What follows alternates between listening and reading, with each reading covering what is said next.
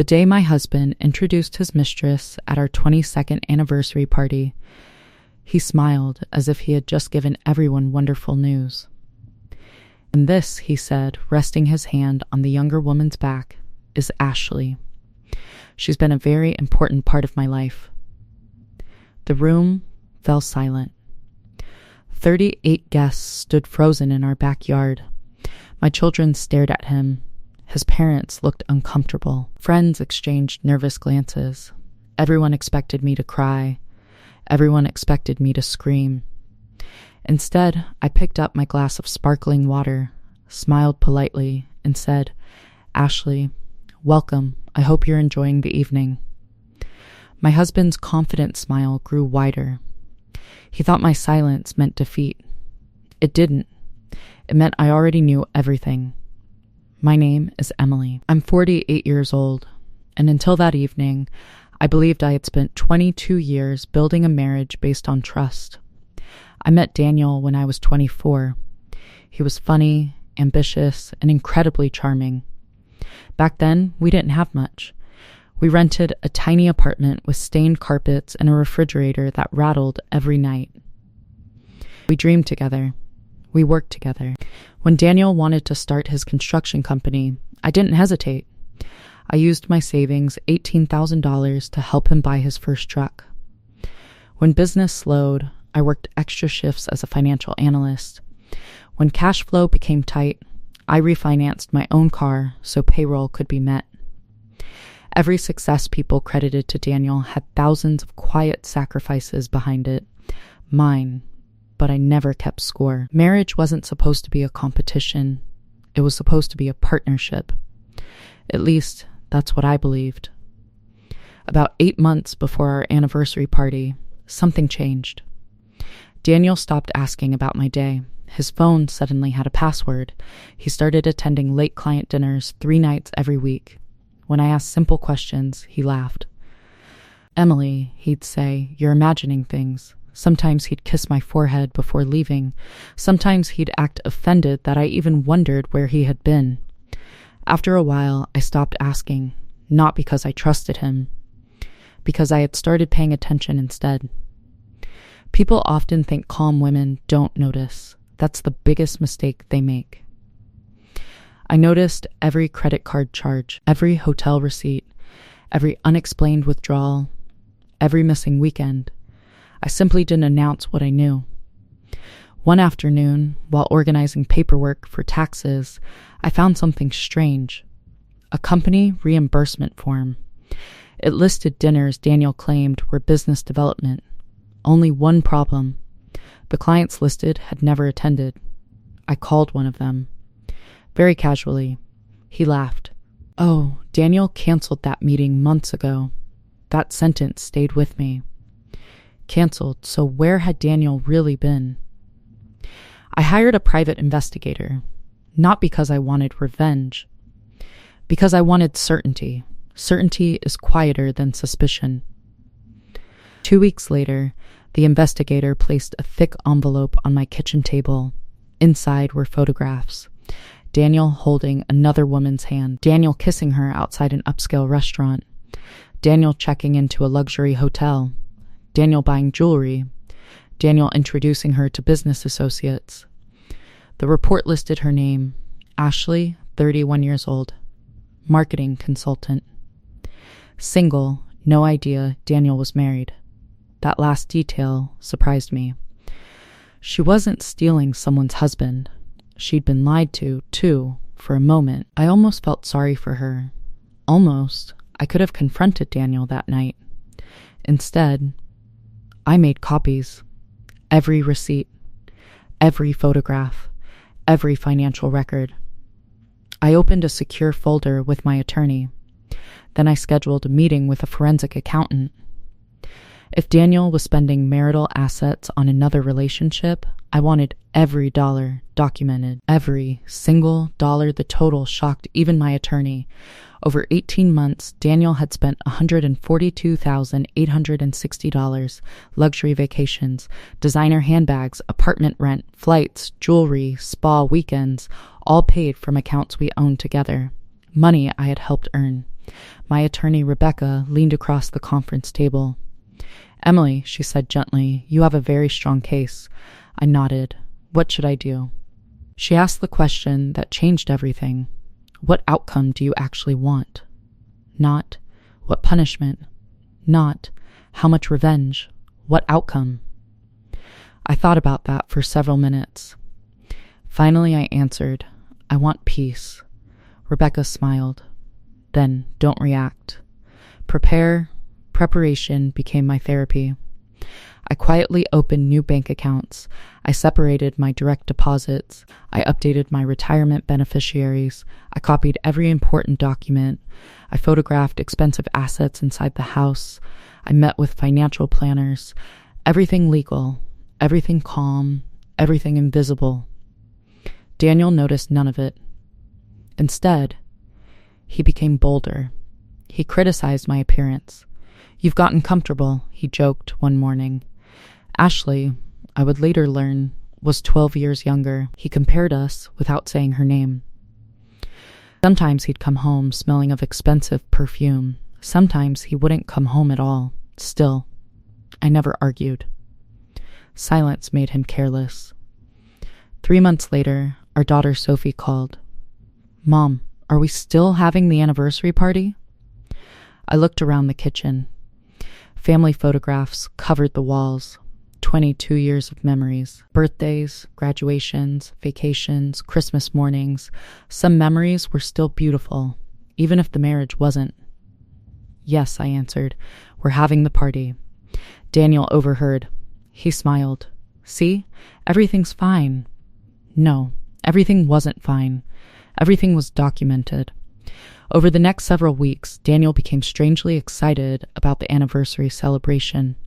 He ordered expensive catering, booked live music, invited nearly 40 guests, business partners, friends, neighbors, his parents, my parents, even our adult children flew in.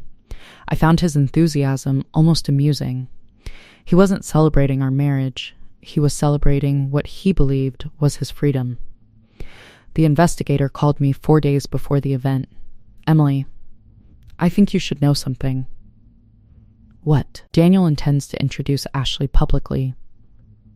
I closed my eyes. "Are you certain?" "Absolutely. He's told several people the marriage is already over. Except he hadn't mentioned it to his wife." Rebecca, my attorney, looked at me across her office. "You don't have to attend." "Oh," I replied calmly. "I'm attending, and if he humiliates you publicly..." I smiled for the first time in weeks. "He'll only be humiliating himself." She tilted her head. "You already have a plan. I do." Rebecca slid a large sealed envelope across the desk. "Everything you requested is inside. Bank statements, property records, business ownership documents, forensic accounting, divorce petition, temporary financial restraining order. Every page perfectly organized." I placed the envelope into my briefcase. Then I thanked her. Not because my marriage was ending, because my future was finally beginning. The evening of our anniversary arrived. The backyard looked beautiful. White lights hung from the trees. Soft music floated through the air. People laughed. They toasted. They congratulated us. Daniel played the perfect husband, holding my hand, smiling for photographs, thanking everyone for coming. It was almost convincing. Almost then, just before dessert, a sleek black SUV pulled into our driveway. The woman from the photographs stepped out. Ashley, young, elegant, completely unaware she was walking into the most unforgettable evening of her life. Daniel walked toward her with absolute confidence. He took her hand, turned toward our guests, tapped his glass. "I'd like everyone's attention." My fingers rested gently on the sealed envelope inside my purse, and I waited. Daniel tapped his glass with a spoon. The soft clink echoed through the backyard until every conversation stopped. He stood beside Ashley with the confidence of a man who believed he controlled the story. "I want to thank everyone for being here tonight," he began. Life has a way of changing, and sometimes we have to embrace new chapters. A few guests smiled politely. Others looked confused. He wrapped an arm around Ashley's shoulders. This is Ashley. She's become a very important part of my life. I didn't want to keep living a lie. Gasps rippled through the crowd. I heard my mother whisper my name. My daughter Sophie covered her mouth. Daniel's father stared at the ground. Ashley looked around, smiling nervously, as if she had just realized something wasn't right. Daniel continued, Emily and I have grown apart. We've both moved on, and I wanted to be honest with everyone. That was the first lie. We hadn't both moved on, only he had. He expected tears. He expected shouting. He expected me to storm out. Instead, I stood slowly, smoothed the front of my navy blue dress, and picked up my glass. May I say something? Daniel smiled confidently. Of course. He thought I was about to give him permission to leave with his dignity intact. I wasn't. I walked to the center of the patio. First, I said, looking directly at Ashley, I'd like to apologize to you. She blinked. I'm sorry. I don't believe you knew Daniel was still legally married. The color drained from her face. She looked at Daniel. What is she talking about? Daniel laughed nervously. Emily, don't do this. I ignored him. I've spent the last several months gathering facts instead of making accusations. I reached into my purse and removed the large sealed envelope Rebecca had prepared. I believe facts deserve an audience. The room became completely silent. I handed the first folder to Ashley. Inside were copies of our marriage certificate, recent family photographs with dates, and our jointly filed tax return from just 4 months earlier. Her hands trembled as she flipped through the pages.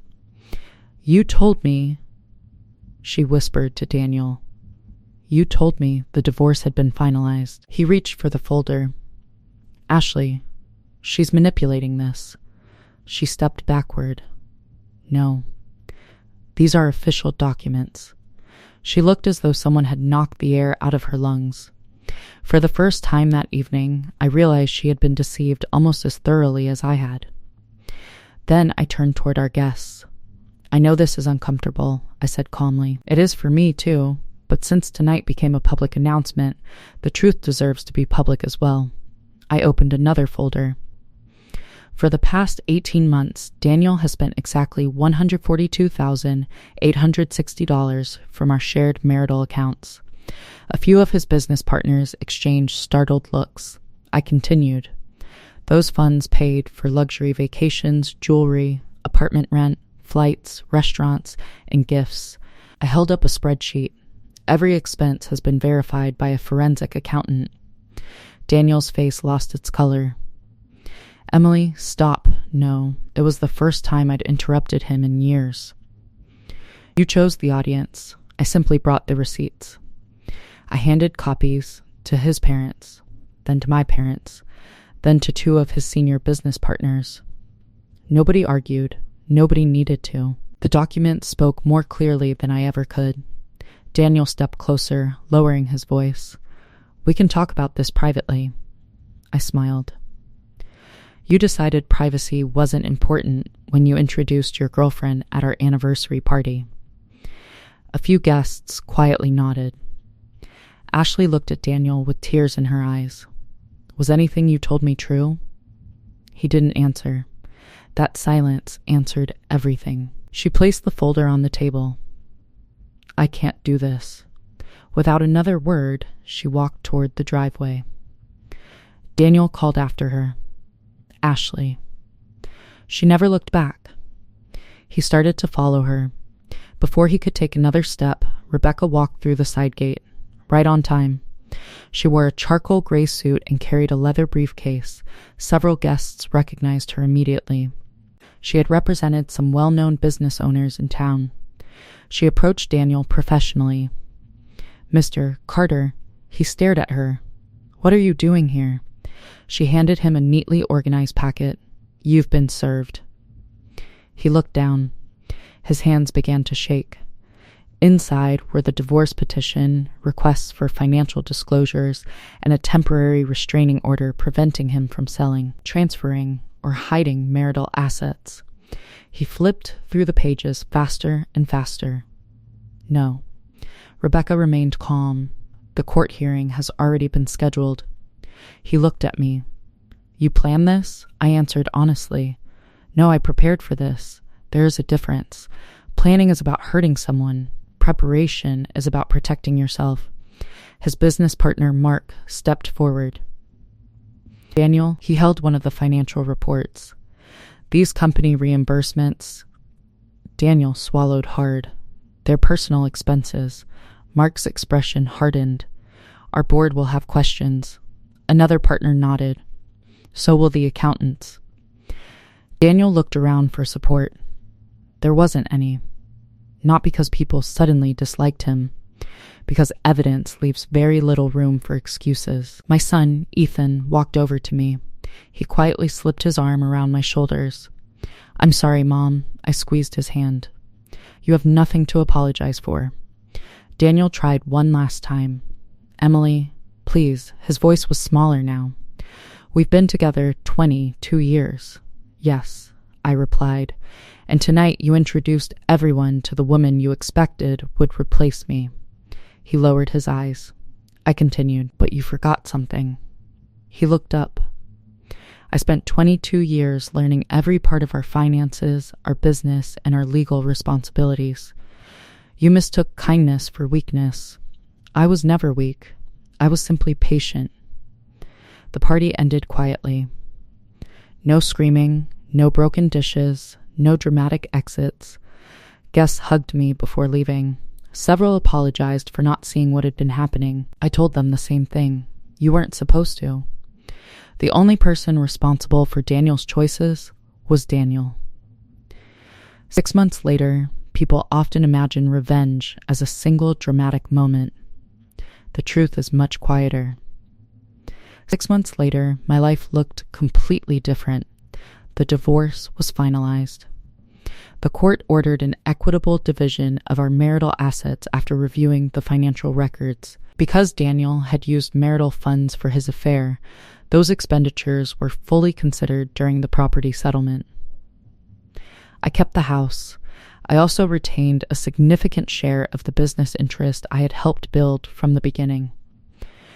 Rather than staying involved in daily operations, I negotiated a buyout valued at $615,000.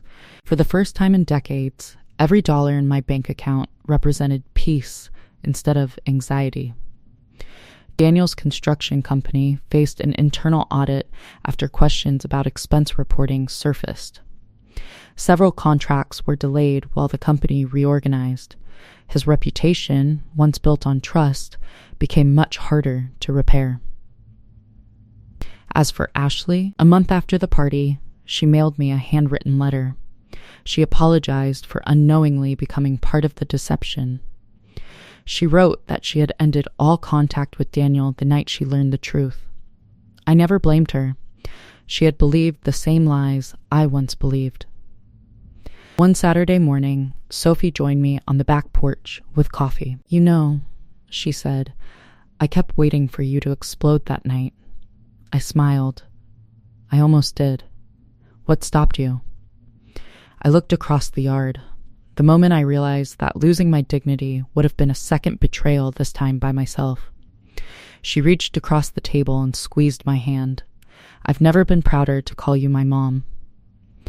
Those words meant more than any courtroom victory ever could. Today, I volunteer with a nonprofit that helps women understand financial planning before, during, and after divorce. Not because I expect every marriage to fail, but because every woman deserves to understand the life she's helping build. Knowledge is not distrust, it's independence. And independence is one of the quietest forms of confidence. If I could speak to the version of myself from a year earlier, I wouldn't tell her to investigate sooner. I wouldn't tell her to confront him. I'd simply tell her this. Stay calm. Keep records. Protect your future. Because dignity doesn't always arrive with applause. Sometimes it arrives in a sealed envelope, carefully prepared, patiently carried, and opened at exactly the right moment. Moral never confuse silence with surrender. A woman who protects her dignity and prepares wisely will always stand stronger than someone who relies on deception. Quiet strength doesn't seek revenge, it lets truth speak for itself. If you've ever been underestimated, comment below and subscribe to her calm comeback for more stories of quiet power.